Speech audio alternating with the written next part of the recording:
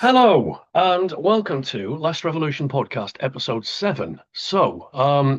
At the minute, I am joined with Ben Emlyn-Jones. So he's been quite active within the truther circles, within alternate media circles, aliens, UFOs, the supernatural, and he's quite well known, aren't you, Ben? I think, and well, you should be by now, Yeah. well established within the truther community. Um, so just to give a little bit of an intro, mate. Usually I do this podcast with Mark Byford, the bowler hat farmer, for which I've just literally finished about an hour ago recording an episode. So I thought we'd spice it up a bit and add some more guests into the mix. So Ben and Oh, I have been friends for I think about 3 years now. something like that, because I spoke at your group in Teesside, which was really You fun. I did. did a great presentation. It was great fun, great at the meeting there. Yeah. Well, I first met you at Truth Seekers Northeast. It was Yeah, really that's nice right. because Yeah. you just like you came over, you're dead friendly. You just came over to me. I'm like, yeah, I know you are. I've come from Middlesbrough to come and see you in Newcastle. So, I was really happy um, about that. Yeah, because they got a lovely group there in Newcastle and that area. well, they did. I don't know what's happened to it. So I don't know whether they're still doing the talks anymore. So I don't think they are. I think they still post on social media about things they go to, but it tends to be a drama like theatre and stuff like that they do now. yeah, So maybe well, they're just shifting comedy. focus. Yeah, it may be just a shift of focus, or it may not be permanent. It may be just maybe they just need time out because it takes these kind Yeah. of organisations take a hell of a lot of work. They really do, and very often it's thankless. Very often you have to invest a lot of money and not get much back. So Yeah. when the skeptics say it's all a big money making scam, honestly, people roll their eyes and they scoff whenever they hear that. Is that what is right? Okay, I mean you've Mm. thrown me off there. So is that what the skeptics are saying about the conspiracy circles and truth Yeah, they circles? say it's some big fraud, and then people are just Wow. making money off these conferences and meetings, and of course that's absolute rubbish. Very few of them actually make a significant profit, if any. And Okay. it's an incredible amount of work goes into it. Well, I was going to say, mate. I mean, you've been active in this for a long time. We've got friends that like mutual friends who've been active in this for a long time. Mark Devlin being one of them. Yeah. Um, can you make money out of what we talk about? Yes, you can, but it takes a lot of work to do that. I mean, I'm not made much of anything from it, and I've put conferences together, I've put talks together. Again, we've had yourself as a guest. Yeah. I've got a load of projects lined up ahead of me, and so I mean, yeah, hopefully that will bring a bit of money in because at the minute I could really use it, and I suspect the same with yourself and many other people. But Mm. to Oh yeah, I mean, suggest that it's a scam and we're committing like some kind of money making scheme. I mean, even the successful events that we've done in the past, even the bigger ones. I mean, we cover the costs, we cover the speakers' costs, and maybe we'll get 100 quid uh, out of it after that. Afterwards, I mean, as far as I'm aware, 100 quid's not much money to pour on a like a 2 day event or something. But yeah, I mean, it's the idea that it's insulting. It's an insulting delusion what they say because I mean we've got yeah, people like Mark. Mentioned Mark Devlin. He's yeah, doing in a couple of weeks. He's doing this tour of Oxford on the 28th, and yes, basically he's people are coming along, and he and I are going to like co-host it. We're going to walk through the streets of Oxford. There's no vehicle or anything like that, and we're just asking people for a small amount of money to yeah, cover the costs. And at the end of it, if he can just cover the petrol money it takes him to get yes. it here. Yeah, Well, that's about as much as you ever get in this business. So yeah, we're in it because we believe in it. We're in it because this is something we're passionate about. We right, really are. right. That's why Yeah, we do just it. just that.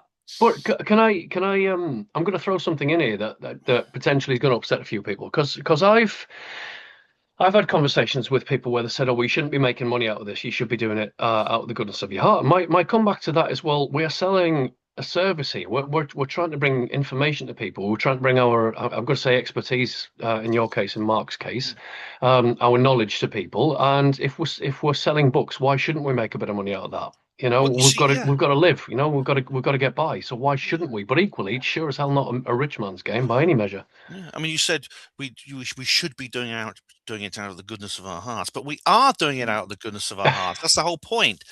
But I mean, doing things out of the goodness of the heart doesn't mean just paying for everything out of our own pockets, because that's Right. impossible. That is impossible. We'd all bankrupt ourselves. So if we charge people money, it's like my own books are £10. I don't give them away, but Which I I put think a is lot of very yeah, reasonable these days. I mean, books are a yeah. fortune. I Oh mean, no. like 25 quid usually for the stuff that you Yeah, go into I haven't easy raised the now. price. I mean, the Roswell, the first one, Roswell Rising, a novel of disclosure, Mhm. available at all good bookshops now. That was £10. I have not raised the cover price since it was first published, I know. and so That's shit. I'm going to grab them. Keep talking, mate. I'm going to grab them. Just stick them on the will screen do. if people want to Oh, have a thanks, look at mate. them. So, Oh, thank you very much. Yeah, I remember you. I've got some signed copies that I gave you. Yeah, yeah, I've got absolutely. two of the It's three. oh, cool. I'll So, send you the other one. Yeah, I got to get you the other one. there we Yeah, go. there's the one. There's the middle one. It's not missing. I'll get you that one. But it's like we Cheers, mate. but the money that we charge is simply just practical. It's a simple economics. It just covers, it allows us to do what we do, and then anyone, including myself, should be happy to contribute. Yeah. Most people are. I mean, I predict that Mark's event, weather permitting, we'll have a huge crowd. I mean, there was an enormous crowd last time. I remember there was a good like 20 or 30 people, and it was really, really, really successful. So I mean, the yeah. one I've been to a couple of them with you and Mark doing the Oxford tours. I mean, effectively, you're getting a guided tour that's based on somebody's fictional account. So you've got like a fictional narrative going on there as well. That both yourself and Mark are giving the history of Oxford. Some popular facts. You're weaving it to your work and stuff like that. I mean, it is really really a good little gathering. I mean, the couple that I've been to, and thankfully we've had decent weather for those occasions as Yeah, well. hopefully we'll this time. And it's Oxford is a major international tourist destination, and there are all kinds of tours and things like that, and museums and all kinds of things, including Yeah. an open top bus tour. So you get on, and it'll drive you around, and you sit on top of the bus and Hmm. there's no roof, so you see everything. That costs like £35. It's ridiculous, Ouch. and it's shorter than Okay. the one that we're going to do. So yeah, I mean, please do come along. It's good. It's great fun. It's great value. And I bet you anyone who goes on that who's interested in these subjects at all will enjoy it. And hopefully you'll buy Mark's new book, because it's the concluding part of the trilogy. He's written like a trilogy, like I have. And this is the concluding part of the trilogy. So yeah, come along to that.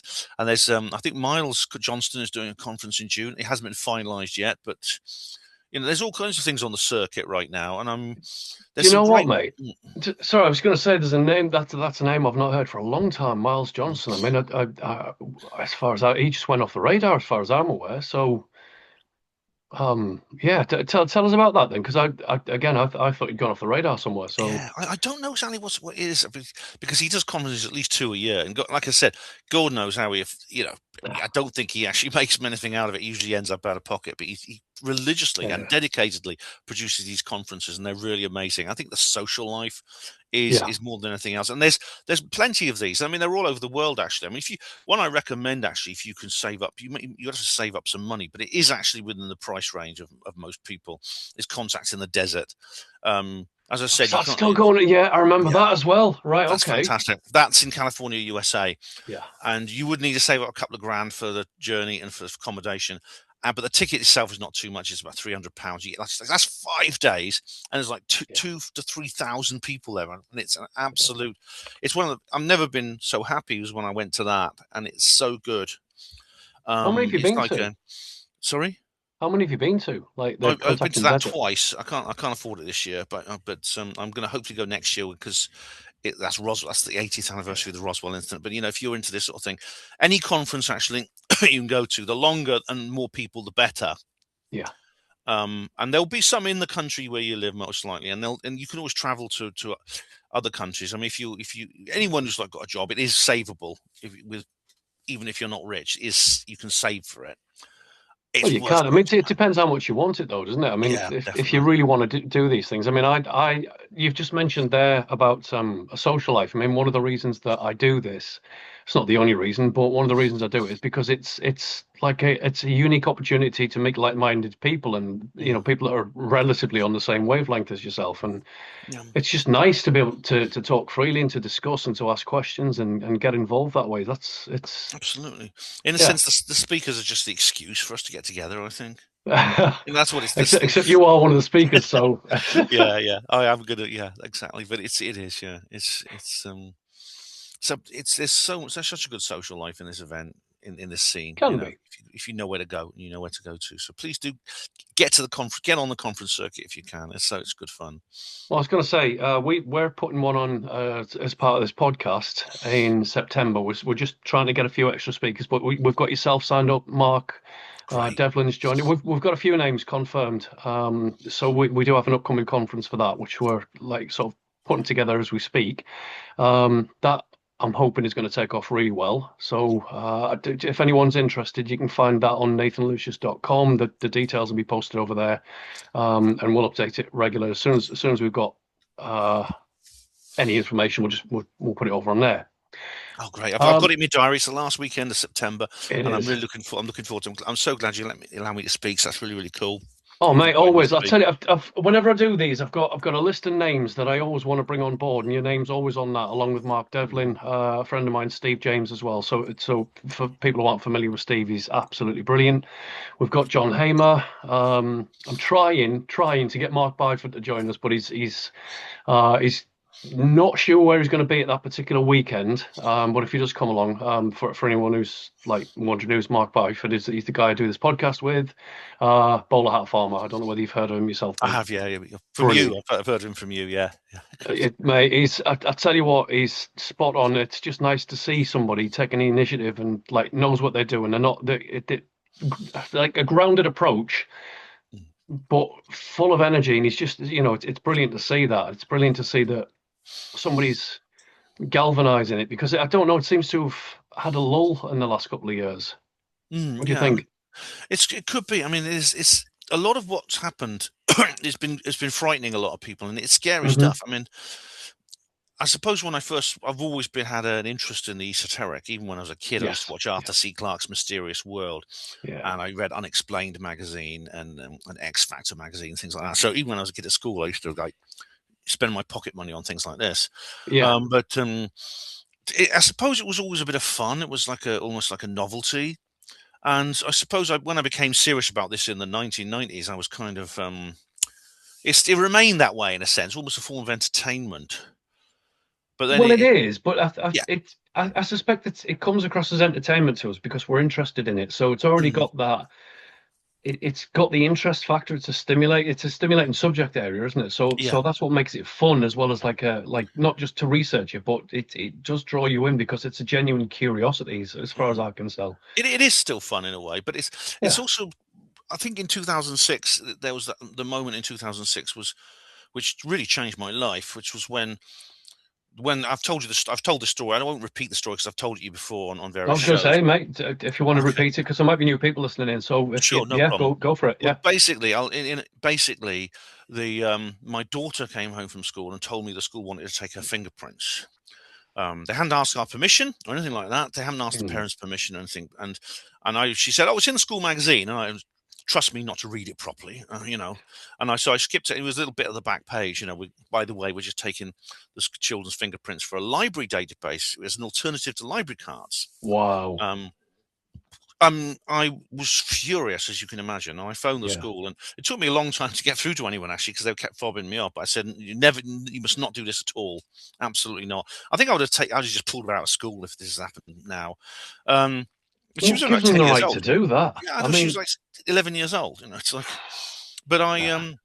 I was furious about it, and I ended up the local newspaper covered it in the end, and because of course this is all part of the like Big Brother state, which includes things like Keir Starmer's Brit card and all the original national identity card plan and things. And there's many other examples of how they want a database state, and it's bad news Yeah. when Tony Blair comes onto TV to promote it because he always does. He keeps coming back. They call him the boomerang prime minister because you throw him away and he just keeps coming Yeah. back. And it's whenever he's on TV, he's always getting a really softball interview saying how wonderful it would be if everyone just has a massive database, everyone's connected to a computer, and everyone just every aspect of a person's life is controlled by some central government database. And Okay. that moment, you see, that moment my daughter did that was terrifying for me because there's a part of me that didn't believe it was real until that Yeah. point, Yeah. and I realized it was real, and it radicalized me. I realized I've got to do something about this. I can't just sit watching YouTube and things like that anymore, and listening to CDs from Dave Starbucks' little catalog or anything like that. I've got to do something. I remember those the Yeah, mail order catalogs with a bunch of random names talking about certain subjects. You had to exactly. wait a month to get them. This is in the lovely old. This is in the nostalgic days of the '90s when the internet was very, very basic, and you had to order CDs from. It was on Nexus magazine, did like a page, and I used to order them, and I used to download like coast to coast episode on my Fucking dial-up hell. modem. It used to take about an hour for each episode to download, and I used to Mm. sit there listening to them. But I suddenly realized that this is actually I've got to do something. So I stopped just consuming. I Yeah. started doing things. I set up Herpanwo, and my that's when my website basically started. It's Yeah. still going today, yeah. And so I've dedicated my life to this, and I really spend nearly all my time doing this now, and probably too much actually. Every so often, I have to Do you look think it is away. too much, though? I mean, if you're passionate about it, mate, so I think that's a good sign that you are still spending a lot of time doing it because it just proves to me your sincerity in the whole area, and you got a genuine interest there. You've got a genuine like truth-seeking mentality, and so I think that's a great thing that people like yourself are still doing this with such dedication after like years and years and years of it. It is. I mean, it is in a way, yeah. And I mean, I really do.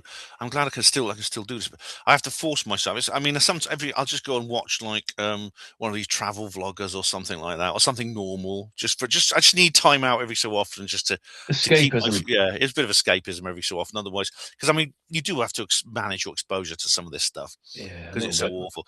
Because where you have to take care of your own mental health and Yeah. like you do your physical health. Like you eat good food, go jogging, things like that, and because you've got to do the same for your mind, and so that's why I do it basically. But I mean, I've just uploaded a new video. I've just wrote an article today. I mean, I Mm. do this almost every day. I put something on my website almost every day. I'm Yeah. doing a radio show tomorrow night. Um, so that's kind of what I do the whole time Do you really. know Yeah. it's with the radio station? Well, it's called Hapanwo Radio, and it's the Oh, right, Hapanwo. right, right. So, yeah, Mm. okay. It's my Sorry, I own. thought, yeah. Oh, oh, I do interviews with other people as well, like you did, like the one I'm doing now with you. In fact, I did one.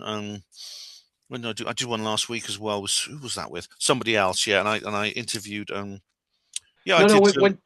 Sorry, Mm, just I'll clarify that one because it could come across as a bit confusing for for the audience. But so there's a new radio station that like well, there's a fair few of us have put it together. I say I've put it together. I'm not, but I've been invited to join it. So it's called Food for Thought Radio. oh, I cool. wondered when you said it if you'd been on there because they're trying to get as many shows out as possible. So Right. that's I didn't know whether you were I aware of that haven't yet. or No, I mean I haven't yet. But I mean interesting. I'm happy to contribute and to participate. I do that as much as I can.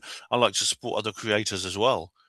I mean I've just done an interview with James Bartley, and it's actually available now. So that's the Hmm. latest one, and so yeah, I try to support as many people as possible. Absolutely, yeah. That's Oh, great you're doing that. It's great you're doing well, that. I mean, it's just, I mean, to me, as long as something's happening, because to me, that like, it seemed like the movement was stagnating, and so it's just nice to see a little bit of rejuvenation put back into it, and so Mm, it's a bit more encouraging mm, to see that. Can definitely. I want to take you back to 2006, right? So about what you've just been saying there, because obviously, if you compare the fingerprints at school to what they're doing now with the ID cards, like you just said, and they want you to use your passport to get online, and they want everything to be controlled by a technocratic dictatorship, a centralized database where we're all linked, and you can't do anything without your online ID and your personal ID card. I mean, it doesn't get much more dystopian than that, as far as I'm Yeah. concerned. The question I wanted to ask you, and I think I've asked you before, but when the school did this, and it's like you said, they're probably trying to fob you off because they knew there'd be a bit of backlash. Who do you think was behind that? Because that's not something a school would just come up with, as far as I'm aware. That would be local council, or some Oh, there's kind of, yeah. Absolutely. Well, it comes from the local education authority that governs the schools in the area. The local education authority is appointed by the Department of Education in yeah, Whitehall. So it's a pyramid of instructions leading right up to the education secretary and eventually the prime minister and the yeah, cabinet. And of course, we know that prime ministers, heads of state, presidents, kings and queens, they take their orders now from international bodies, globalists, and the Bilderberg Group, the yeah, World Economic Forum, and things like this. So it yeah. all, and I know that for a fact. It's obvious. The reason is because, of course, it wasn't just my daughter's school doing it. It was happening across the country, indeed abroad as well.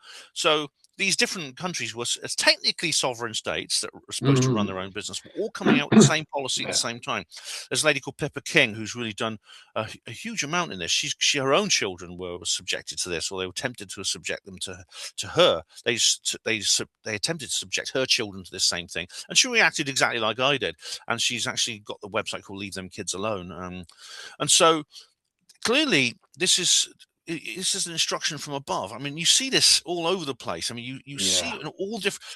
Whenever you look at these various problems that keep popping up, you think to yourself, "Well, where do they come from? Did Right. someone like in my own town or my own village or city, did they make the decision? Oh, we're just going to do this?" It turns out, no, they didn't.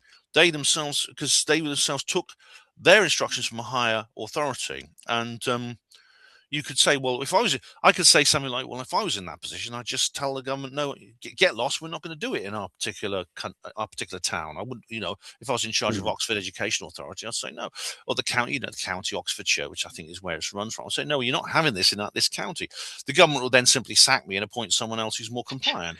Yeah, Um, because you're not, and you forgive me for saying that, pulling the party line, is it? You yeah, got you towing the party line rather. It's like you've got to completely be aligned with policy, otherwise you're out. Yeah, as David Icke does David Icke always uses the analogy of the human pyramid. It's rather like that. So it's pretty sinister where these things come in. So, for example, I live in Oxford, which is the original 15-minute city. It's a pilot scheme for the all the others that are now they're trying to Mm. bring in. They're trying to introduce. You'll find similar things in other countries. They'll find that they're doing exactly the same thing. They want to create like a community, which is like the smart cities. Where your car is controlled from your car is monitored continuously where you drive, so they Yeah. can calculate things. It's always dressed up as something good. That's okay. So we get better traffic control, for example, Oh, or better energy I'm sure that expenditure. shows itself. I mean, I've been to Oxford quite a bit in recent years, and it's just.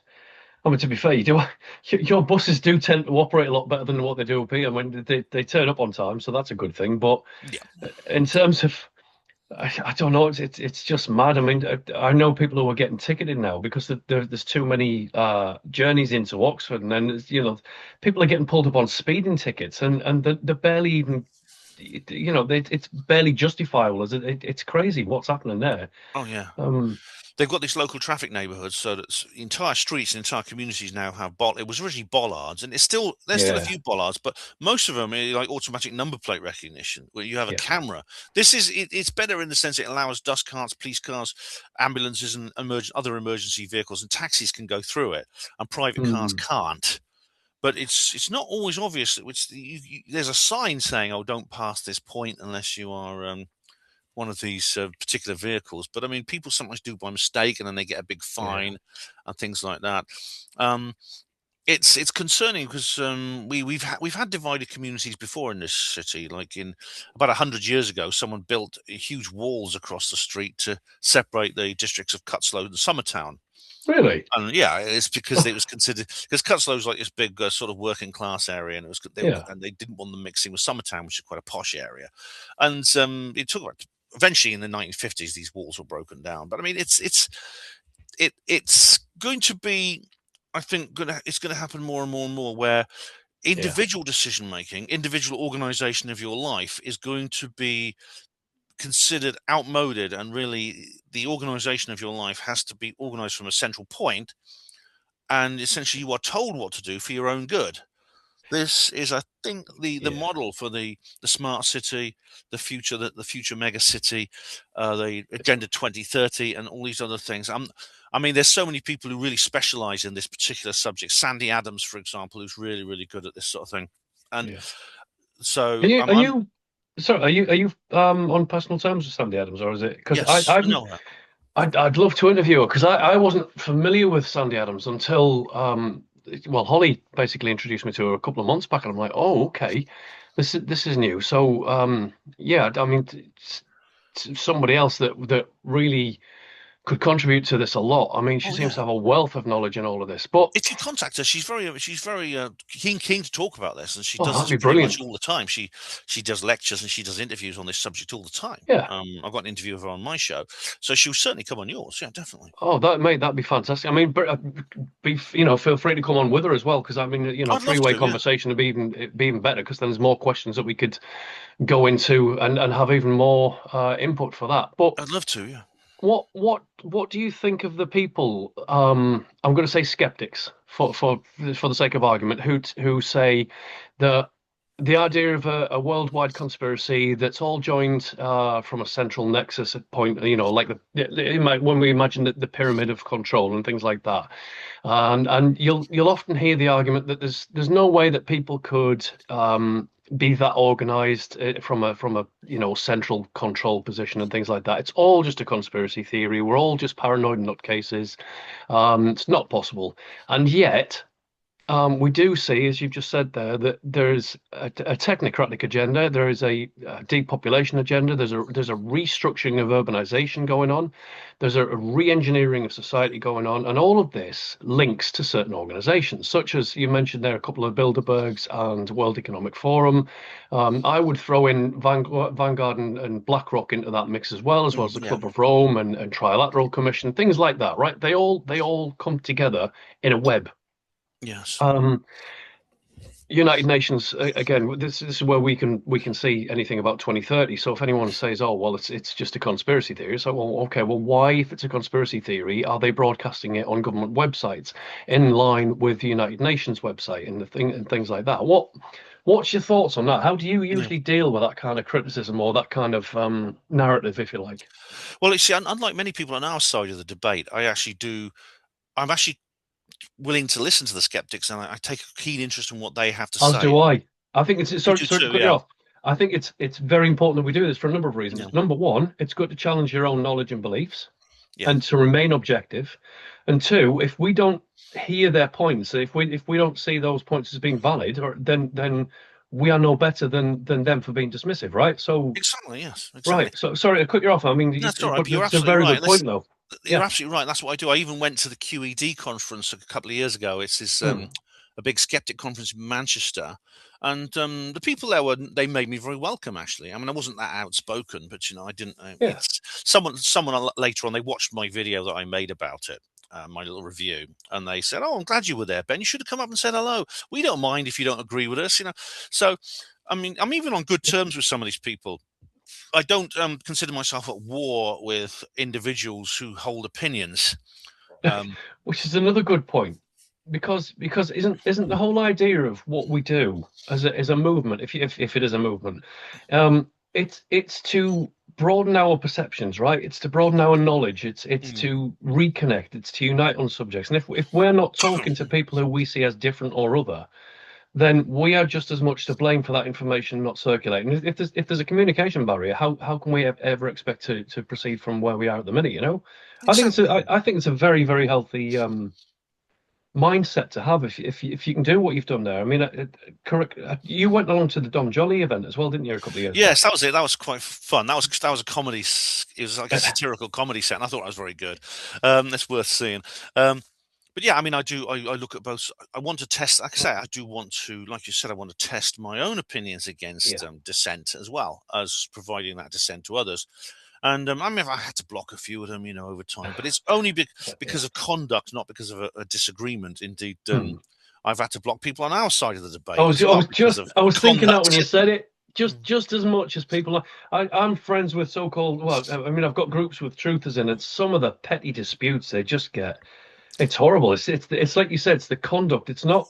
It's not their position. It's not that they disagree. It's just it's the attitude and the behavior of some of the people. Yeah, It's just like, oh, come on, all we're doing is investigating and researching and looking into things. I mean, it's curiosity, if nothing else, right? So yeah. why are people so divided and contentious with these things? It's a mystery to me that. Yeah, I try to brush it off because when I did my speech at your at Two Seekers Teesside, I remember there was a Hmm. heckler in the audience, and it's quite. Oh, When I look back at it now, I yeah. think it makes me laugh actually because I've only had like about two hecklers in all my time, but um, but Mate, I he was didn't he didn't do no, I much was trouble. gonna say, He just stormed out eventually. I thought, oh, he's gone now. That's all right.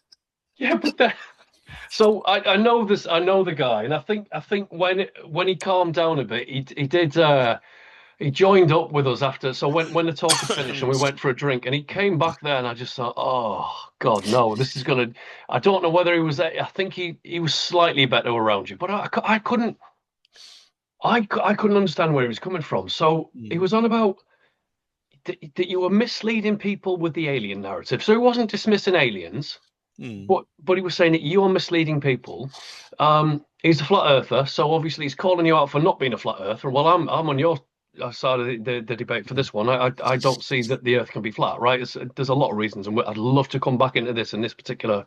Yeah, sure. I'd love Um, to talk to the- you about that. Yeah, but either way, yeah, the heckling. I felt a bit embarrassed actually because I thought, well, this is an event that myself and Chris had put on. And while you're on the camera, if he's going to disagree with you and he's got something to say, okay, well, say it in the question and answer section at the end. mm, Stop heckling because all it did was, and I think everyone present would agree, is it just embarrassed him and not you. I mean, you handled it yeah. really well, but it's just a shame that happened. But anyway, Not so to worry. I mean, it that's didn't bother. It's not to yeah, worry. It wasn't your fault, and indeed, it didn't oh, actually interrupt things much. I mean, we started. It was still a really good evening, and it but was, yeah, but it I can't was, remember exactly what he was talking about actually because he was just ranting and ranting. I tried to answer him, and he'd just start on something else. But yeah, yeah, you. So I've had problems with people on all sides of the debate, but they're personal problems. And I mean, if someone has an yeah, opinion, as I say, I'm not at war with people who hold an opinion, even if I think it's a wrong opinion because very yeah, often they're not. People don't choose their beliefs. That's what I've realised. And very often people will experience a lot of, and I myself have experienced a lot of problems because of their beliefs in terms of society. And so, right. I mean, I wouldn't choose to become a conspiracy theorist ever in my life. I mean, you'd have to be crazy to choose to be a conspiracy. I didn't. I It's a realized tough I became a path. conspiracy theorist because I was essentially shown information that Hmm, I believe is true, and I can explain why it's true. And I've discussed yeah, this in detail with people who don't think it's true. I mean, you mentioned the skeptics who deny that there's a central point of authority in this yes, world. yeah, Um, well, firstly, it's that to me is how can you say that? You yeah. have to claim that everything that's been happening is a coincidence in these different Just countries. that. Yeah. Coincidence theorists. It's a coincidence that all these different countries are coming out with the same policy. It's a coincidence that all the local education authorities are bringing in exactly the Yeah. same policy. It's a coincidence that there are theorists from like decades ago who talk about the need for internationalism and authoritarianism to solve the world's problems, Yeah. and now that very thing is happening now. Well, People like can this we video. throw into that lockstep as well? I mean, that was a bit of a giveaway, wasn't it? When they were on about Operation Lockstep and everyone's coming together from all the countries that can't Yeah. agree on any policies whatsoever. Half of them are at war with the other half. Half of them are ideologically opposed to the other half, and it's just like, oh, but you're all in lockstep when it comes to a lockdown medical emergency. That's an interesting Exactly. move, isn't it? That was So that was. I mean, there's only so much you can say. I don't trust YouTube, even though they no, claim no, that. that's what I'm Yeah, I'm being yeah, well. I'm trying to be careful with words. I mean, there's a yeah. few in previous episodes with the yeah. I won't say what's being mentioned, No, but hopefully we'll get away with it because it's within a educational context. But I'm yeah. thinking, oh, I wish we'd not said that. But it's ridiculous. But even that, the fact that we are now censored on main platforms and we can't say anything. I mean, this country, mate, UK.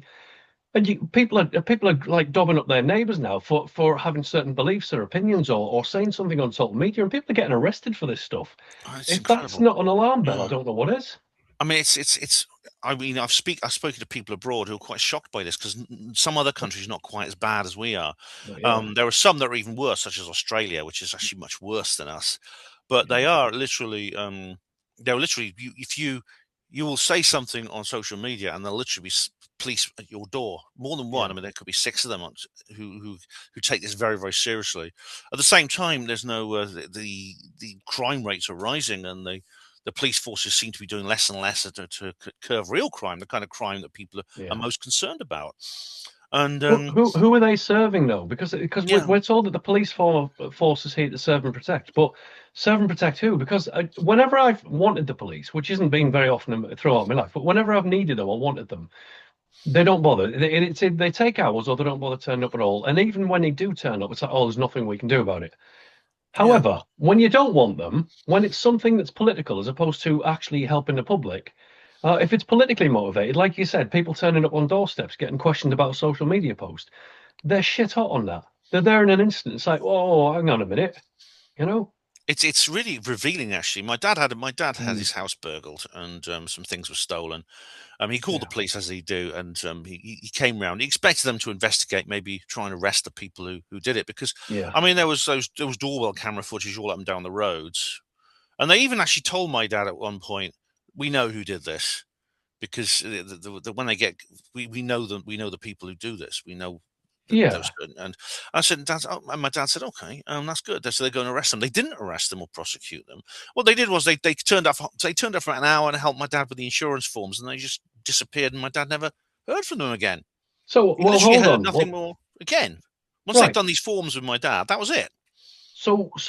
Right. Okay. So an actual crime has been committed. Mm, They know who's done it. So I suspect there was evidence to back that up as well, yeah. but they just give you an insurance form. That doesn't correct the behavior, though, does it?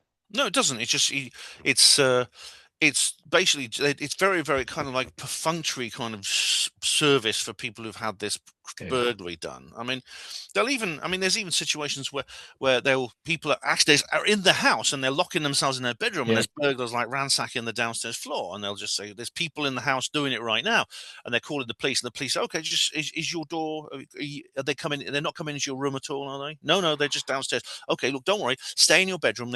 They probably won't come into the bedroom, don't worry. Wow. They probably won't, don't worry. And then they'll turn up like literally when these guys are gone, because then they don't want to come around and tackle burglars. I mean, it's No, it's not like they've got the equipment and the numbers to help them tackle them or anything, yeah. So or they the just funding. again they just come around and say, "Oh, don't worry. There's insurance system for this. We'll just help you fill out the forms." But no, they won't. I mean, I'd be tempted in that situation to lie and say, "Oh, they're trying to break the door Yeah. down. We're holding them back, but they keep trying to break it. They're trying to break our door down. Get here quickly." Yeah. Just to trick them into turning up, to catch Well, the no, people who but are doing it. to me, mate, that'll be the sensible thing to do because Mm, at least you're going to get a prompt response, aren't you? If mm, you, but so right. So I write a lot about something called natural law, right? So just to yeah, put that into a more simplicated, simply. So, oh my God, my words, simple context. Natural law is about objective morality, right? So it's about determining what is right against what is wrong, right? And people say it's subjective, etc. But it's if you look at it from the point of view of is your action or behavior causing harm to another person or living being? And if the answer is yes, then to me that is that's wrong behavior, right? So that's a mm, direct breach of God's law. And the idea that we have laws and a criminal justice department, things like that, is to prevent those laws or to help people who've been subjected to those laws. I mean, theft is like the number one broken rule, isn't it? It's like yeah, all harm is an act of theft, right? So if you whether you take that as somebody takes your life, somebody takes your belongings, somebody takes your credibility, somebody takes your bodily autonomy, things like that, right? These are all acts of harm, which are all acts of theft. And so when the police don't come out for a fundamental breach of I'm going to say God's law, natural law, whatever you want to refer to it as, because oh, don't worry, it'll pass. Here's some insurance papers. To me, that's not good enough. And they're sure yes, as hell no, not here to absolutely not. protect and serve, are they? No, exactly. It just shows you who they're really working for. It just shows you that the police Yeah, who are agents of the state, the law yeah, enforcement state. It's clear the state doesn't want them to do these sort of things. I mean, you're right about natural law exists in all human societies. Have certain laws. I mean, which they couldn't function without. Not just humans. I mean, even non-human animals have like rules in if yeah, social creatures. For example, a wolf that broke these natural rules would be driven away from the pack by the other wolves. yeah, And there's nature programs that even observe this. which you see on TV, David Attenborough, people like that. Yeah. Oh, Um, unfortunately. yeah, I don't want to start on him. Let me Yeah. tell Well, you a lot about that's him. But one he of our does. favourites. But yeah, but when he does some good things, and one of those is to make these really cool TV programs. Oh, But see, of I course, thought they'd named him. Sorry, mate, not to cut you off. I thought they'd renamed David Attenborough a couple of years back to Mr. Climate Change. It's like it's all even yeah, so. And in today's episode, we're going to discuss climate change. It's like, no, yeah, we're supposed to be doing wolves. Yes, but climate change is driving. No, no, no. Let's stick with the wolves. Anyway, sorry, I thought I'd so, throw that in so there. if they are, if the authorities are not reacting to that yet, they are. When Yeah. someone commits, I mean, I don't know if they actually use the term political offences, but as I said, says something politically incorrect online. And Mm, we have had literally people being jailed simply for expressing yes. opinions, even opinions that are considered that have been checked by lawyers as legal. We even have Okay. people, for example, on silent protests outside abortion clinics and things like this, who are literally just Yeah. standing silently. And when the Yeah. police say, "What are you doing standing here?" There's this woman who said, "Well, I'm praying silently in my head," I remember that as and well. Yeah. yeah, and they will prosecute you for that. Which is They'll prosecute insane. you. Hmm. They'll prosecute. There's one lady, Lucy Connolly. She was. I mean, she did do something wrong, but it was comparatively minor, and she did she corrected it before she was even arrested. She Yeah. had put up this tweet, which could be interpreted as incitement to commit a crime. She Yeah, then excitement. deleted it. I could, yeah, I could see again. I don't. Well, and see, the thing about Yeah, that particular case was, it's not that she did that; it's the fact that she then immediately deleted it. About an yeah, hour later, it was too late by then. Someone had seen it and reported it. yeah. But I mean, surely a warning would be appropriate in that situation. But they said Well, they gave her 2.5 years in jail, as if they which is absolutely threw the book ridiculous. at her. Yeah, that was Yeah, absurd overreaction. yeah. An Would absurd overreaction. I mean to me, mate? Anything that restricts freedoms, anything and that when I say freedom, I mean like not just freedom of movement, but freedom of speech, freedom of thought, freedom of expression, freedom of opinion, and things like that. I might not agree with someone else's opinion, but I still think they have the right to have that opinion, right? Mm, So as far as I'm concerned, any attacks against that by the state is overreach.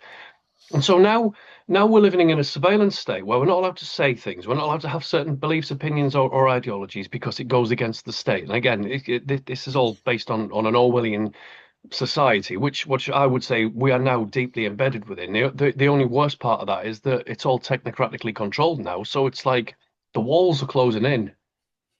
Would mm, would yeah. would you describe the UK as being a communist regime at the minute? I think it is a an embryonic communist regime. Yeah, Yes, I mean because the ultimate goal of the New World Order, yeah, the deep state want to create, and some of them even talk about it openly. They want to yeah, create a society which could be described as a very extreme form of communism. That is yeah. where there is no private, where nothing is private, and you own nothing, you will be happy because everything is Old controlled on a Klaus. state level. Yeah, it's controlled collectively on a state level.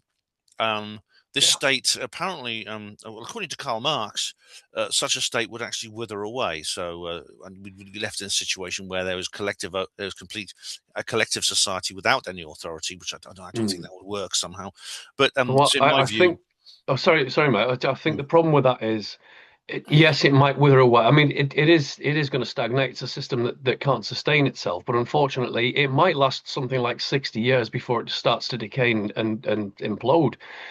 I don't want to live through that. I don't know about no, you, mate. I mean, 60 years is a long time. That'll be the end of my life. Well, mm, and what's to say we can ever get out of it once there's a technological grid that's yeah. holding us into it? I What mean, sort of how do you society fight would it? Yeah. against AI? You know? What sort of society would have created? It would have created essentially a world in which Yeah, we are literally part of a machine, and yeah, any if and we will perform roles within that machine, probably as you say, assisted by electronics, maybe even electronics in yeah, our body. There's even talk about posthumanism, transhumanism, yeah, cyborgs, and things like that. I mean, Max Egan has put this very, very well. That they'll promise you things like super intelligence because your brain yeah. will be linked to a computer, and immortality because all your Oof. thoughts, your entire mind can be uploaded to a computer. It never needs to die. No But thanks.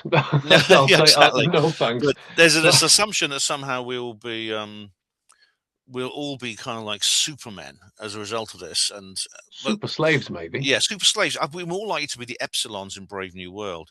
And if you ever Yeah. read Brave New World, it's extraordinary because I, I've I've mm, got it. I've got it. I am oh, do familiar with read it, and I it. have seen the film. So, but Do I've read not it read because the book. it actually predates 1984, but goes much more into the Yeah. technological and indeed biotechnological possibilities of this kind of thing. I mean, Aldous Yeah. Huxley, the author, was actually George Orwell's school teacher, which is interesting. And I do wonder what I'd love to have been a fly on the wall in their private Just a bit. discussions after class, after Eton College. Well, Um, didn't he say to Orwell? Isn't he like down on record as saying that he didn't go far enough? He didn't push like when he read 1984. He's like, well, it's a good effort, but it goes way further than that. I mean, yeah, something along those lines. I mean, well, that's mad. all didn't. I suppose 1984 can't be described as science fiction. I mean, the only science fiction element was the telescreen, which was a television But is it set though? I with mean, we're surrounded yeah. by them now. I mean, Well, now, yeah, now yeah, back in the late 1940s, this didn't exist. It's a television yeah, set with a camera in it, and you can't switch it off, and yeah, it watches you while you're watching it. Now we do actually have smart yeah, TVs now that have cameras in them, yeah. which do watch us. Indeed, the people who work out like TV viewing figures actually use that to see when people are actually watching the TV and things like that. They use this sort of thing. I Um, looked into this. Sorry to cut you off and there's again, mate. Vault I Seven as look, well. You know Vault Seven from the yeah, CIA.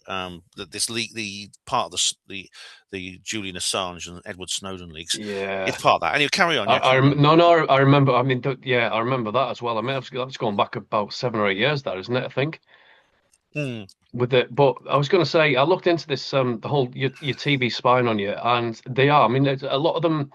I don't know whether they've got cameras looking at the individual. Well, I wouldn't put it past them. I think there's definitely like microphones and stuff like that embedded within them.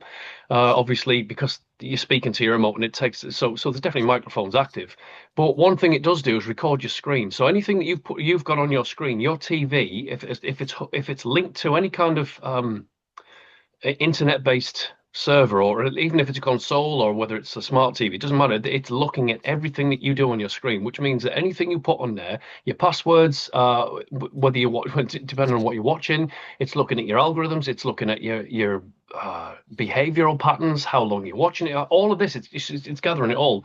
And to me, the next logical step then is there's going to be a camera embedded within it. You're not going to be able to switch it off because they're going to say it's for your protection and security, like they do yeah, with everything, you know. And before you know it, we've got the telly screens and 1984 has been ticked off. And at this yeah. point, then we're in Brave New World, aren't we? I mean, that's the next Exactly. logical step to that. And Huxley was right because Yeah. The book's published like 1930, so he was speculating about future technology. But of Mm, course, a lot of that future technology, we live in a world of technology that didn't exist in those days, but it includes, for example, telescreens that are so small you can put them in your pocket, which is the modern mobile phone. yeah, I You was know, going to say, it's here, isn't it? exactly. And Yeah. now and then they're making another reason that you should think this is because we know from the Vault 7 documents they can actually use even when they're switched off, they can actually hack them and use them to listen to you. And I Yeah. was even with Yeah. somebody who told me he used to take the battery out of his mobile phone. This is like in the early 2000s when mobile phones were simpler, and Yeah. he used to say, "I take the battery out when I'm having a private conversation because even though I switch it off, it might not really be off because of." Vault 7 Mm, says, well, it looks like it's off, but the CIA can actually hack it and switch it on secret. And no doubt GCHQ can do this as well. And the mm. NSA and people like that. And so he said, take the battery out. That's the only way I know it was not going to actually listen in. The problem is you can't actually take the battery out on these mobile phones without breaking them. You have to No, break I them was going to open. say not anymore. You can't. Mm. I mean, it's Yeah, they've stopped you from doing that. I mean, the it's battery's just actually yeah, is actually a part of the basic yeah, design. It's not replaceable. So yeah, and I mean, you brought up a good point earlier. This is like, and I did as well. Like I said, if I was in the local education authority, I said I'm yeah, not going to bring in these damn stupid fingerprints. Indeed, if I was a police officer, I wouldn't. I would just say, look, I'm not going to go and arrest someone because they put something a little bit dodgy onto it. Even if, I mean, yeah. things far milder than what Lucy Connolly put. I mean, they put very, very mild things on Twitter and they get visits from the police. I'm not going to go Yeah. and record a non-crime hate incident that's going to go on this person's record. I'm not going to arrest them and question them.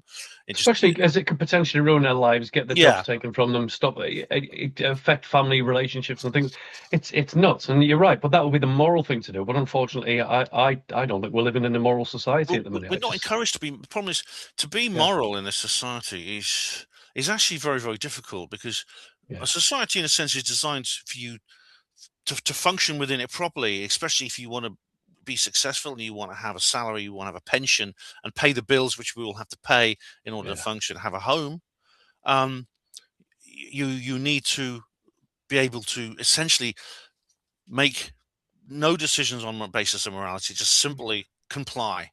Yes. And indeed, Yes. everyone within this pyramid of compliance, as David Icke describes it, is essentially supporting the people above them. And this is a way of symbolizing simply that being within the pyramid and simply carrying out the orders of those above you, and those above you are carrying out the orders of those above them, Yeah. etc. Until you get up to the level of like the international globalists, the deep state, Illuminati, the very highest level. Yeah. And those who don't, I mean, we've seen it happen with people. We've seen it happen to people. They are cast out of that system. Just a Indeed, it, bit. it happened to me. It happened to me. It happened Yeah. to Tony, Ian R. Crane's friend, Tony. I wish I could think of people's name. It'll come to me in a minute. Yeah. But he was a police analyst who wouldn't All right. actually publish the Okay. report they wanted to report about terrorism. He said false flag terrorism is the biggest risk. Um, Interesting. and Okay. so and indeed we know from experiments there's been psychological experiments like there's the Milgram experiment. For those of you who haven't heard of it, Yeah. this is where they tested people. They put people in a room where they had to ask questions of someone they couldn't see in another room, and if the person got the question wrong, asking like just a mathematical sum or something like that, what's the answer? If the person gets the question wrong, there's a person sitting behind you dressed in a white doctor's coat, looking authority, Yeah. They say, "Oh, press the button." And you have to press a button, and you hear the scream coming from the next room. "Oh, you just gave him an electric shock. We think these electric shocks might mean that he'll answer the questions more carefully." But the problem is, the person screaming is an actor. There's no electric shocks, but they were just testing people to see if they were willing to give someone an electric shock Yeah. because an authority figure, a doctor, told them to. And the results were quite frightening. There's actually a film about this called The Yeah. Experimenter. Um, there's even like a red button on the end of the panel where you would give someone a fatal shock. When you press that, Yeah. you give them an electric shock powerful enough to kill them. More than 90% of people were willing to press that red button, so long as an authority figure was telling them to do it. Forgive me if I'm wrong here, but with the Milgram experiment, didn't they find everybody, like everyone or like all the participants, they all like not necessarily went through to the fatal shock, but it's like you're saying, 90% of them would go that far. But even I think it was 100% turnout that they all complied, like every single one of them complied, as far as I'm aware. Which Yeah, that's frightening. Like if you apply yeah. that to society now, I mean that's quite concerning, isn't It it? is. I mean, It's all of them fear. complied up to all of them complied Yeah, up to a certain point. Yeah, although there were a few who said they're not going to go any further, and they did actually refuse, which is good. But they were frighteningly yeah, small in number, and so what that reveals is that there is a kind of either through I don't know if it's natural human nature. I mean, people always talk about human nature without necessarily understanding what that means, but yeah, certainly we grow up in a society where compliance is encouraged. Compliance is encouraged. yeah. Making moral decisions is not. And you're told, well, it's if you have any qualms, just say, well, look, it's not your fault. You're just doing your job. So you're relieved Yeah. of that responsibility, even though Well, we know from the Nuremberg Code there's yeah, a exactly legal that. precedent, which Just our following country is, orders. yeah, exactly. Our country is actually a signatory to the Nuremberg Code, which says otherwise, Yeah. but we still get this. Well, I'm just doing my job. They all say that. I mean, there was this interview with these people who worked at the Job Centre Plus, who were literally sanctioning the job seekers allowance of people without good cause, and Yeah. they Well, I spoke mean, quite that's been openly going on about for how, about 15 yeah. years, I think that. So yeah, It's we would, horrible. if we thought we could get away with it, we would actually cancel a person's job seekers allowance, and we would Yeah. we would make up false reasons to cancel their job seekers allowance. And the Yeah. person saying this said it so matter of factly, and it was obvious this person had been told to do this by their manager, and as a result of being told to do this by their manager, he had no real guilt. He felt no guilt about this, when in But what does fact, that? But what does that tell you about them? I mean, are we yeah. dealing with a psychopath? I mean, I would say it's definitely a psychopathic regime. But I mean, if you got no guilt or remorse, I mean, that's an indicator of a psychopath, or at Well, the I would very say, least, a sociopath. You yeah, know? yeah. Well, I would say I would say that they're people I call pseudo psychopaths, which Yeah. means they don't have a literal, but they have suppressed. They have a conscience, but they have been taught through peer Yeah. pressure, through experience, through living in this society to suppress that conscience and Yeah. to ignore it. because So because it's that's what a rewarded pseudopsych. almost, isn't it? Yeah, I It mean, they. yeah. I've often hear 6% of people are psychopaths. They have no conscience at all. There's Andrew Lubachevsky wrote this famous book about it, Political Ponerology. 6%. It was on SOT.net. It was a really, really good database of psychopathy studies on there. Yeah. There's even a book written in 1941 called Mask of Sanity, which actually explores this whole issue. So it's a very old book, Hmm. which explores it. But I mean, if you describe people who have no conscience, yeah, they're a smaller number. But how many people have a conscience but don't act on it? And indeed, they Yeah. force themselves to behave in a psychopathic manner because this is what is needed to function in this society. Are And you familiar? Are you familiar with? can I just finish this? Yeah, yeah, of I course you would can, mate. say, Yeah, of course you can. thanks. I would just say that Yeah. if you describe those people, I'd say the majority of people, to a greater or lesser degree, most of the people I know or most of the people I encounter are like that. They're pseudo-psychopathic to a greater or lesser degree. I mean, I like the term pseudo psychopathic. I mean, it's one I'm not Of course, familiar one of with. my inventions. So yeah, I'm glad you Oh like right, it. you mate, you need to copyright it because it Well, works. I expect other people to come up with another name for that, but a lot of people understand this concept. Yeah. Oh mate, I like it. What I was going to ask you there is, are you familiar with Matthias Desmet at all? No. Right. So he's a Belgian guy. He got into a lot of trouble during, let's say, the medical emergency, All right. and for coming out with what he termed as mass formation theory.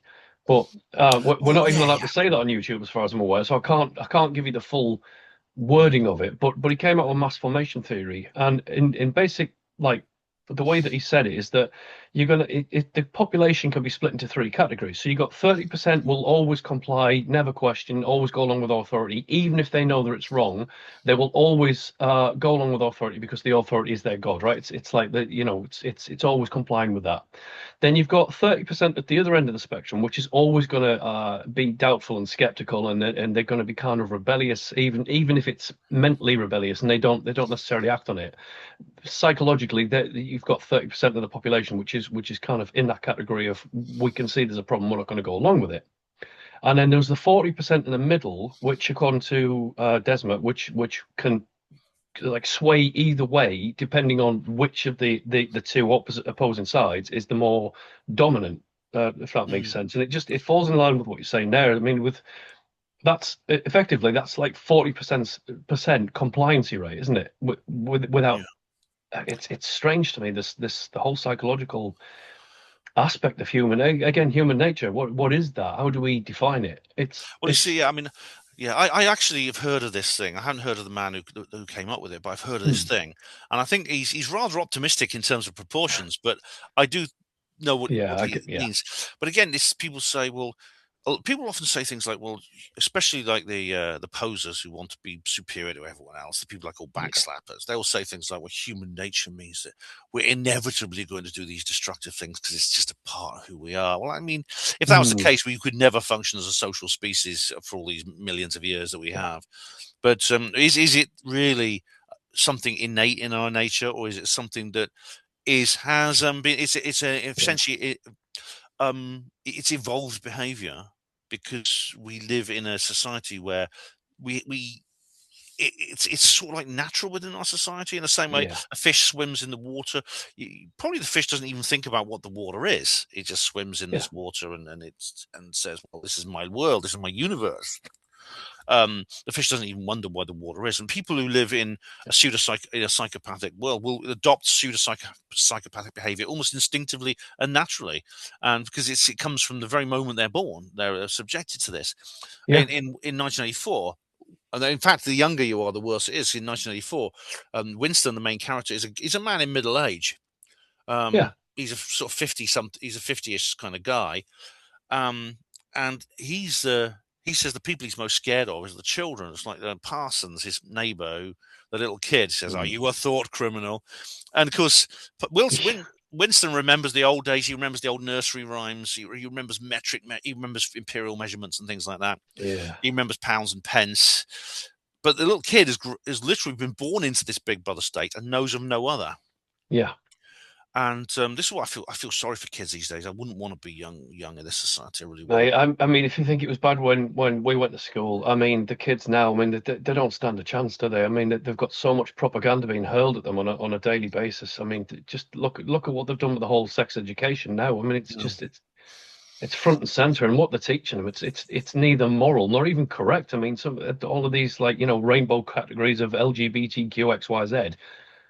Why is that important all of a sudden? And Yeah. you and I know it's part of the agenda, but the kids don't have a clue. They're all coming home thinking that they're gay or that they're bisexual or bi-curious. And I mean, how it's again, it's that old Jesuit thing, isn't it? From Ignatius Loyola about taking a child when he's 7 and he's going to give you the man in exchange. In other words, like kids are malleable, they're conditionable, they're programmable, Mm. and they're defenseless because they don't know, they haven't had the knowledge of the experience, and whilst they're taken into a school away from their parents' oversight.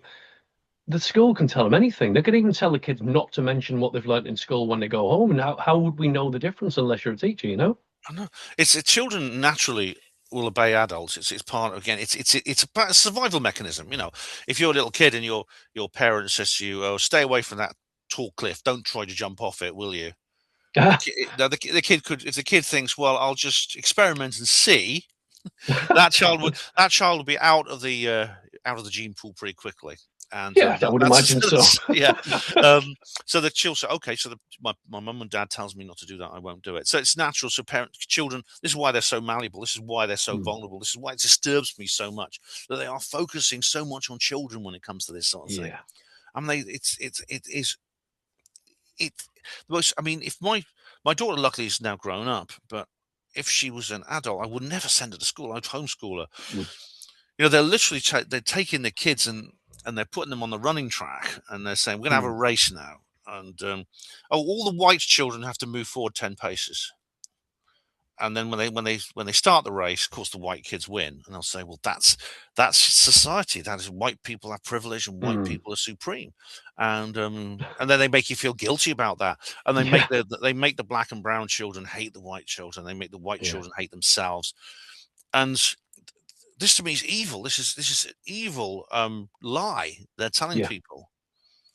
Well, it's And polarizing, isn't it? I mean, the mm, idea is to set one against the other always. I mean, yeah, funnily enough, I've just been discussing this with Mark as well. It's just like, it comes under the category of polarizing dialectics, where it's like you put one group, let's say half the population into one extreme, and you put the other half of the population into another extreme. So let's say red and blue contrast, and then they're constantly bickering and fighting with each other. And meanwhile, the controllers or the puppet masters are getting away with murder. It's yeah. quite literally. Um, You see, the puppet masters, I mean, the yeah, people behind this. I mean, obviously, like the local education authority, the teachers, they're not necessarily a psychologist. Like I said earlier, they just press the buttons, like in the yeah, Milgram experiment. But I mean, this comes from organisations. There are literally psychological think tanks that emerged in the Freudian revolution about 100 or more years ago, where Sigmund Freud's, to be fair, create some amazing insights about the human mind. yeah. Um, but pretty soon he became like an establishment, and people like Carl Jung and Wilhelm Reich were like cast out because they questioned Freudian And psychoanalysis. yeah, I was And going to say, and yet to me, the likes of like Carl Jung, he had a much broader knowledge base. He had a much deeper understanding of psychology, and in fact, I would say mm, philosophy, psychology, society, all of that. Carl Jung was superior, as far as I can tell, from what I've learned over the years. oh, Jungian analysis is fascinating. And they do Yeah, one of my. I've got a friend who's also a ergonomist who studied the work of Wilhelm Reich, a guy who had his career destroyed by the Freudian inner circle. mm, And of course, this circle led to the idea that you could actually use this as a weapon. And Edward yeah, Albanese, his nephew, yeah, decided to create public relations, and which governed a lot of what you see in media, particularly advertising and things like yeah, that. And then there was this led to organisations set up specifically for this, like the Tavistock Institute. And yeah. Just that. Yeah. yeah, and I mean, It was I have, propaganda, wasn't it? That he yeah, that he didn't he come up with a book, propaganda, Edward Bernays, I yes, think. Yeah, I think he something. came up with that word Yeah, actually, may have coined that word. But what's interesting is that I mean, this is where I understand this very, very deeply because I have a personal issue in my life associated with this because hmm. the the Tavistock Institute was co-founded by several people, Wilfred Bion, and there was a couple of others on their inner circle. One of them was a lady called Isabel Menzies Lythe, and she was kind of my step grandmother. All But right. Okay. she kind of adopted my mum uninformally when Yeah. my mum went to university, because my Yeah. mum was a mature student. She did psychology course at university and trained as a counsellor. And this lady Isabel, this old Scottish lady, latched onto her and kind of like became a kind of like mother figure to her. But So it's she was like horrible. taking her under a wing, as the Yeah, phrase. Yeah. but she Yeah. was really horrible to me. And she, Oh. to this day, I remember how she would be. She every time I came was near her, I would come away feeling violated and confused and bamboozled by what she said to Whoa. me. And it's pretty clear she was using these mind control techniques on me personally. Can you give us a few examples? Like, I mean, that's Um, creepy just on its own. But I mean, have you got anything yeah, to like any examples to? it's actually it's actually quite painful to talk about, actually, even after all these Okay. years. But No. Yeah. No she problem, would, mate. But it is. I mean, but just basically, I'll give you one yeah. example. She would Okay. come into the house, and she wouldn't do this to my brother, only to me. But she would say, a cup of coffee would be very nice right now, Ben. Yeah. And then my mum, the way it worse was my mum would go along with it, as if Isabel was controlling my mum's mind as well. And it's just a different. When you're a 12-year-old boy, this is a really, really Well, it's upsetting manipulative, isn't situation it? to be in. But Yeah, it's not just that. It's like mind games. She's playing with your psyche. I mean, yeah. that's And it's every pretty time dark. eventually I Yeah. did complain to my parents. I did complain to my parents about how I'm not happy with how she treated me, and they said, "No, no, she's fine. It's just her way." They would never listen to my Mm. complaints, never. And And and then that leaves you in a position where you're constantly second guessing yourself all the time. You become yeah, insecure, and less you lose yeah, confidence. You lose. But isn't that just like that form of like discreet gaslighting, or yeah. it's It is. It really is. I oh don't man, want to go that's into. horrible. I'd rather not go into details. No, no, that's absolutely It's fine. still. No, I Thanks, no, mate. I get it. It still upsets Yeah. me now. But I'm glad I did bring this subject up with you, Hmm. because these are the same people who are organising our society on a culturally manipulative level. These are the Yeah. kinds of people who are doing this, and so it's given me a bit, as painful as this experience was in terms of my childhood memory. It's given me an insight that I otherwise wouldn't have, because of this horrible old lady Yeah. who was basically a major part of my family, really, for like, well, basically till I was like about, well, when I was how old was I? I was 19 when I moved out, and Yeah. so she was basically a part of my family all through my teenage years. She was like a big part of our family.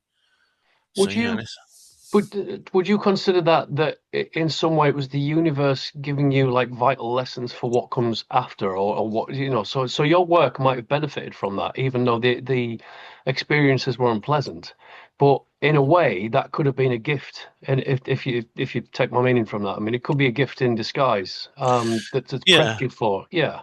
It's interesting actually that these things can often be very unpleasant when you're in the middle of them, but when you look back at them Hmm. afterwards, you realise that it has been a kind of a gift. It has, now that it's over, it's been over like for decades, but and it's painful. I say the memories are very painful, but what would I be if I hadn't had that experience? And I can give you many Yeah. other examples. What would I be like if I'd never had that experience? What would I know as much as I do now? Yeah. Things like that. Exactly. And so, yeah, I mean, it could be that it's something that's actually helped me in the long run. Do you see what I Yeah. mean? So I agree. Yeah, I totally agree. So it's almost like giving you a suit of armor, and at the time you're going, well, "What the hell do I need that for? I don't want a suit of armor." And then suddenly you find yourself in the middle of a battle, and you're like, "Oh, hang on, I've got a suit of armor, so I'm going to suit Yeah. up now." And it might not, you might get a few scars along the way, but at least it protects your vital organs in a way. But Yeah, and anyway, it I'm lets going me I've gone off protect track with that others. one. It's all right, Yeah, but it lets me protect others. So, for example, if I hadn't had that yeah, experience with Isabel, um, what would have happened? What kind of person would I be when my daughter came home and told me the school wanted a fingerprinter? I'd have exactly. maybe shrugged my shoulders and says, "Well, it can't be that bad. It's just the Yeah. library. It's just a library database, and they're not taking the whole fingerprint Mm. from it. They're just taking like little segments of her fingerprint, and they're using it for this database. No problem there. Go ahead, stick your finger out, Louisa, and let them things like that. So yeah, I mean, I'd hate to I'd hate to be that kind of person, because that's what so many other people did. But it's primed people. I mean, so I went to Morocco in December last year, and it's been I think at least 15 years since I was on a plane before that. And going through the airport, I was kind of shocked to just how much it had changed for the worse. But when you're on about fingerprints there, right? So this is going back to 2006. And now it's almost like they were priming the kids in that generation and the parents to a large degree to accept what comes after that, which we know again, we know that that is how it works. But obviously, if we're playing devil's advocate, but now you see airports, right, and you can't get on an airplane without they're literally introducing iris scanners and fingerprint scanners in order for you just to get through the customs and passport checks and things like that. You can't everywhere you go now. It's not just enough to have a passport. They want to scan your biological feet. What's the word? Biometrics, right? And Yeah. so that to me is when you're taking it back to 2006, you are seeing the first stage of that being introduced. And what does that end with? Does that mean that in, I don't know, 5 years from now, you're not going to be able to get in a bus without putting your fingerprints on board? Well, it could You be. could, I mean, yeah, there's like a satirical video that was going around about like saying, oh,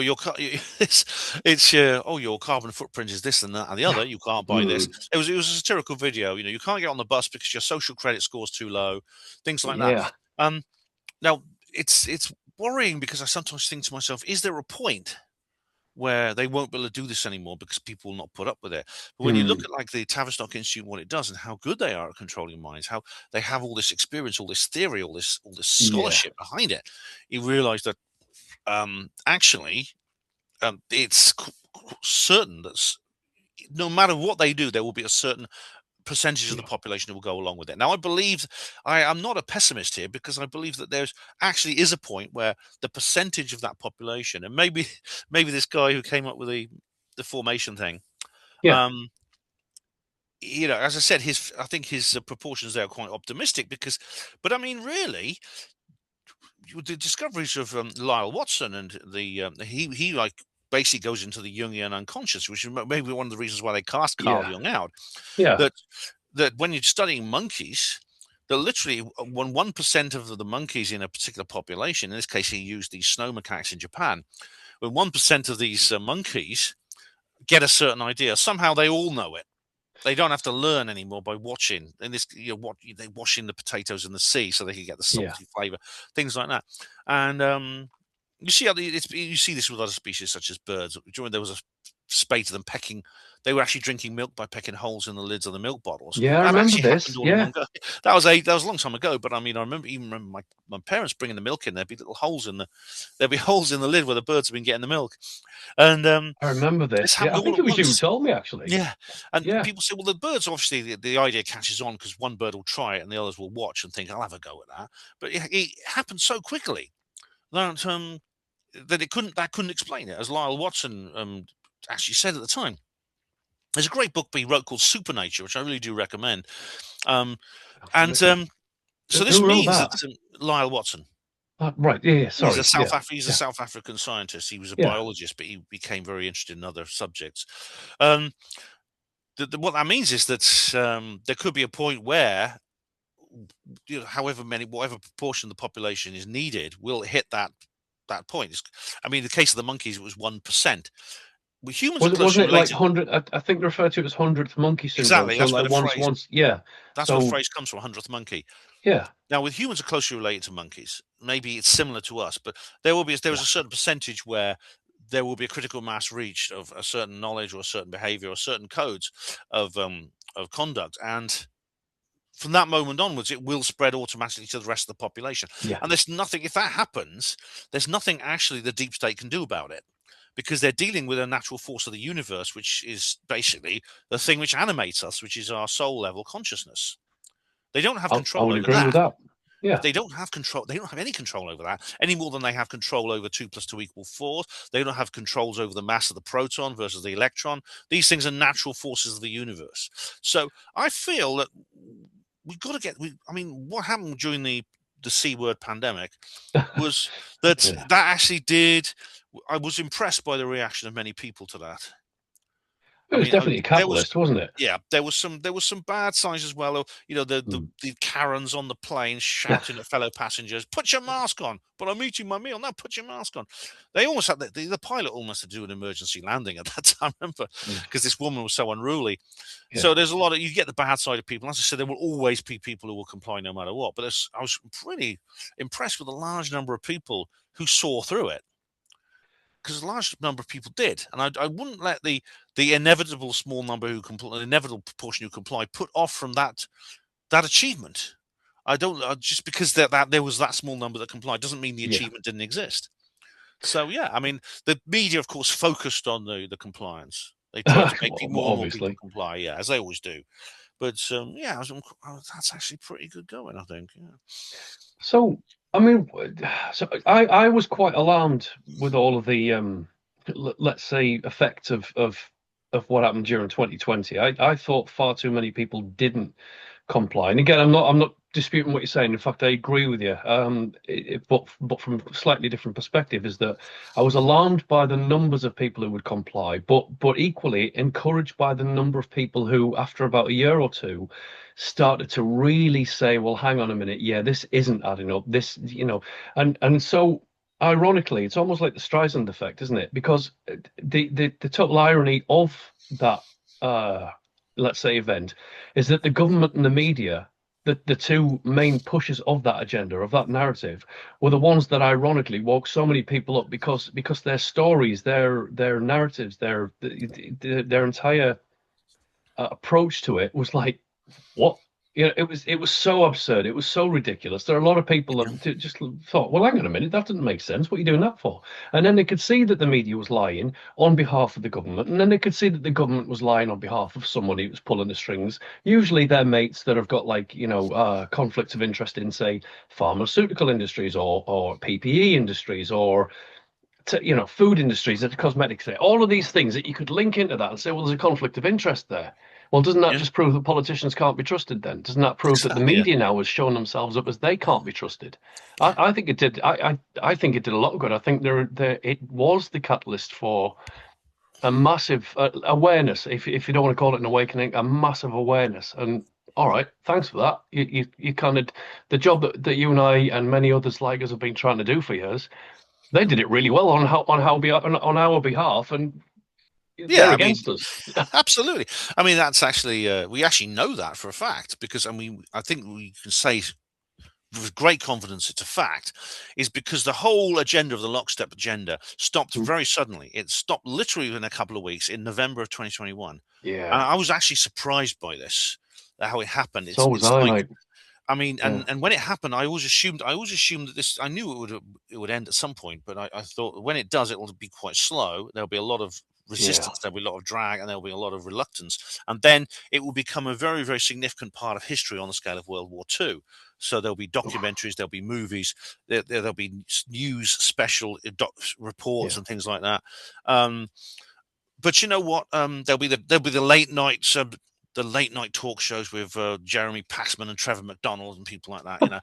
It never happened. It stopped within a couple of weeks, and then it was memory hold. mm. And Which is exactly what they did, isn't it? yeah. I mean, it's yeah, Now, why did they do that? But the only reason they did that is because they thought we've made a blunder here. It's not working. We have got to stop it now and just make people try and make people forget about it. yeah, But of course, that won't work. People have not forgot about it. There's many, many people in this scene, on this conspiratorial scene, who were complete normies before the lockstep. yes, The yeah. lockstep woke them up. I mean, the light newspaper didn't exist, I don't think, until and I things think it like was that. The whole 2021, wasn't it? yeah, The late exactly. stages of mid stage of 2021, I think. I Yeah, could be it's the wrong only anyway, newspaper. but yeah, It's the only yeah, newspaper worth reading, I think. just a Um, bit. yeah, and these things didn't exist until then. I mean, so there's an entire conspiratorially aware culture that has Mm. that has been cultivated within those few years that isn't still there now, and it's not going to go away. I mean, there's some stagnation. You said earlier there's some A little stagnation. bit, but Yeah, but again, it doesn't mean it's finished. It just perhaps it's like you said. Maybe it's just a case of we needed a breather. We needed a little bit of an escape Mm. to refresh, to walk away for a bit so that we could refresh and then come back stronger. Maybe. I mean, I think we might be seeing that, or at least I hope we're seeing that. Yeah, You know, and it's not the entire. Of course, it's not the entire scene either. I mean, there's some areas of the sea true. which are actually like being very, very energized right now. I mean, the UFO situation in particular. Yeah, I'd love to talk more about that, but unfortunately, I'm going to have to get going. But No I'd love to problem, talk mate. more about the UFO situation, Well, definitely. I was going to say absolutely. Before you go, just one quick question. It is a quick question. So we're on about conspiracies and conspiracy theories and all of the tinfoil stuff that gets thrown at us. I'm going to ask you, do you right? So I don't think that I'm a conspiracy theorist. I'll look at theories and I'll consider them, but I don't accept the title of conspiracy theorist, a conspiracy researcher, investigator, or whatever.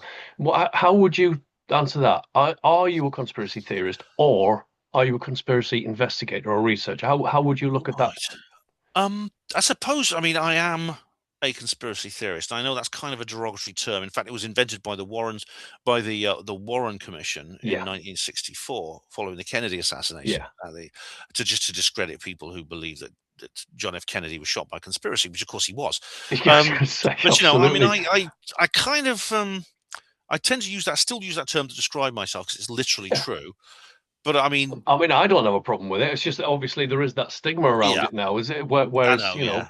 yeah. I know, but So, at the same time, I am, of course. I don't believe. I believe I am someone serious about this. I don't think I'm yeah, crazy. I actually have a. I'm not the oh, tinfoil hat stereotype. yeah. I've thought this through. I've thought about it a lot. In fact, I think about very little else. And I have investigated. I have researched. I have studied, read, and indeed debated and discussed with people who don't agree with me. And And you I've do listened. it very well. I mean, it has to be Oh, said, you thanks. do it very well, and you hold your own. I've seen you do it, mate. It's praiseworthy. Thanks. I'm actually doing. I'm working on a new video now, which is kind of like a reply to this skeptic right now. Yeah, I mean, I won't be able to do it straight away, but I will sometime in the next couple of weeks. I'll get this video done yeah, for my YouTube channel. Yeah. So yeah, brilliant, mate. that's kind of So I suppose that's you can use whatever language or whatever term you choose to call me, but Yeah. that's Well, people I can. would just say that you're an intelligent guy looking for the truth. So, I mean, that's I whatever people want to apply to that. That'll That's the do. way I would say it. So there you That'll go. do. That'll do nicely. Thanks very much, Nathan. It's been good Anyway, talking to you. It's been good talking to you. And then and you, you mate. yeah. Cheers. If Um, people, I was going to say I'd love to bring you on again soon if yeah, you get a bit of time, because absolutely. then there's the question of flat Earth, isn't there? Oh yeah, so we didn't have time to get into that tonight, Oh, but I mate, mean, there's plenty of time. That's right. So we'll bring you back on because that one will yeah, be lovely, an lovely. interesting one. Just let me know when you want back. People want to know more Brilliant. about me. All you have to do is like put HPANWO into Google. It stands for Hospital Porters Against the New World Order. I mean, there's not one website. I mean, there's a whole load of things I put up online. It's an entire multimedia experience, so I can't give you really one link, but just put those letters HPANWO, Hospital Porters Against the New World Order, Brilliant. into your search engine of your choice. And even though like I've been algorithmed by Silicon Valley, you Yeah. will find me eventually. I mean, your first hits will probably be that horrible hit piece by the Irish Independent on me and Mm. things like that. But if you keep You must be scrolling over the down, you'll find target. me. Yeah, exactly, exactly, Mate, exactly. send me the links over and I'll stick them in the Thanks, buddy. description for the video, and we'll catch up with you again soon. So I know Great. you've got to go. So thank you very much for joining me, Ben. Oh, you're Always a welcome, pleasure, Nathan. mate. Anytime, Nathan. Thank you very much, and Brilliant. good luck for your own work. Thank you. Cheers, buddy. Is All right. is that Yeah, I'm gonna right? end the interview here. So Right. we've Is just that been talking recorded? to. Okay. Is that Yeah, recorded? you can leave, mate, if you need Oh, to. cool. It's just I haven't made my. I usually run OBS own backup recording, but I haven't done that this time. I can send it over to you. I mean, Yeah. No, but a lot. it's just I want to check that it's recorded all right. Is it? It's recorded fine, is it? Yeah, it seems to Oh, have all brilliant. gone through. So yeah, we're Cool, all good, lovely. mate. Oh, So thanks very thanks for much, joining us, Nathan. mate. All right. Cheers. Well, I'll see you. I'll see you again soon. I'll hopefully see you in Oxford in a couple of weeks. But you take care of yourself. Bye bye. 28th. 28th. Yay. Take Yeah, care then. Bye no bye. problem. Thanks, Ben. Cheers, mate. There you go. So that was an interview with Ben Emlyn-Jones, good friend of mine for a couple of years now. Very knowledgeable on a lot of the stuff about aliens, UFOs, the supernatural. Clearly, as you've just heard from the interview there, he's very well up on things like Agenda 2030. I think he knows a thing or two about a thing or two. But anyway, not going to go into a monologue. That's episode 7 of Last Revolution podcast. And this has been Nathan Lucius. If you'd like to know more about what we do here, or the guests that we've got on, or the groups that you could have a look at, or if you would like to take part in fundraisers to help us get better equipment and improve our uh, I don't know, objective or mission, whatever you want to call that. There's also links on there through the website nathanlucius.com. If you'd subscribe and spread the word about the podcast, that would be much appreciated. And I'm going to shut up now and just say thanks for watching. Bye bye.